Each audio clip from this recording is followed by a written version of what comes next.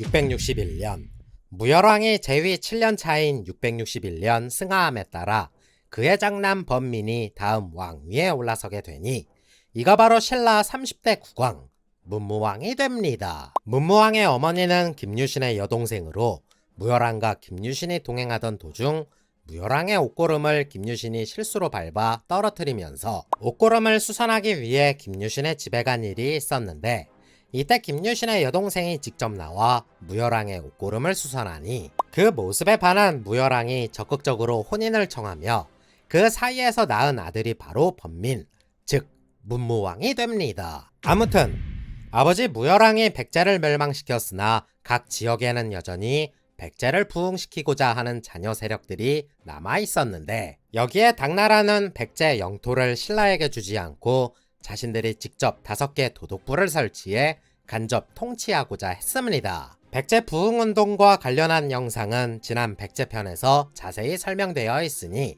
상단에 카드 클릭하시어 시청하시면 좋을 듯 합니다. 668년 백제가 완전히 멸망하자 남은 것은 고구려 하나뿐이었고, 당나라는 고구려를 정벌하기 위해 신라에게 군량을 수송해 줄 것을 요청. 문무왕은 김유신 등에게 명해 당나라 군사의 뒤를 바치니 이내 평양성도 함락되며 마침내 고구려도 멸망하게 됩니다. 고구려 멸망과 관련된 영상은 지난 고구려 편에서 자세히 설명되어 있으니 상단에 카드 클릭하시어 시청하시면 좋을 듯 합니다. 그리고 문무왕은 고구려가 멸망하면 다음은 자신들이 될 것이라는 것을 잘 알고 있었는데, 때문에 최대한 당나라의 심기를 건드리지 않으려 노력하게 됩니다. 반면 앞에서는 당나라의 비위를 맞추는 듯 하면서도 안에서는 당나라와 벌어질 전쟁 준비에 박차를 가하고 있었고, 고구려를 정벌하며 북진할 수 있는 기회가 있었음에도 국력을 비축하는 것을 최우선 삼아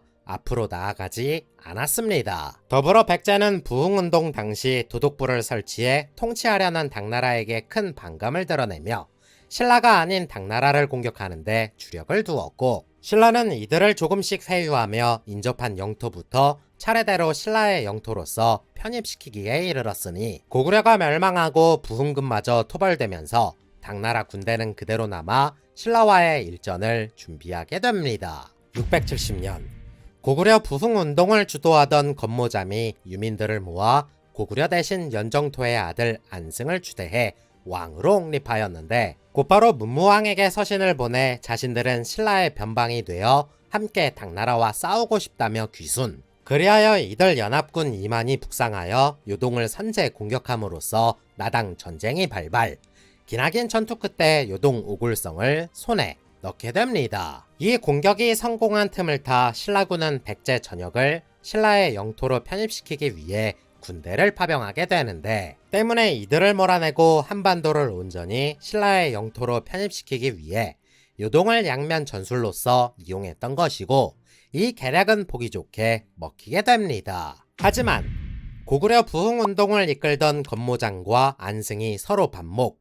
안승은 건모잠을 살해하고 완전히 신라에 귀순해버리는 사건이 발생하기도 했으며, 당나라 역시 웅진 도독부를 공격하는 신라에게 크게 분노하며 두 나라는 본격적으로 맞붙기 시작했습니다. 671년 웅진 도독부가 있는 사비성 인근에서 신라군은 패배했으나 그해 여름 석성 전투에서 당나라군을 격파하며 막대한 피해를 입혔습니다. 그리고 10월이 되자 당나라 본국에서 보내던 수송선을 모조리 격침시키며 당나라 군대의 보급을 원천적으로 차단함은 물론, 이듬해 672년에는 사비성 근처에 있는 가림성을 공격했으나 함락시키지 못해 그곳에서 철수하기에 이릅니다. 그리고 그해 여름 7월 황해도 인근 성문에서 당나라 군사가 남진하기 시작했으며, 이를 막고자 신라군이 출병했으나 그곳에서 또 패배하였고, 육지에서 서로 맞붙는 전투는 신라에게 크게 이로울 것이 없다고 판단했는지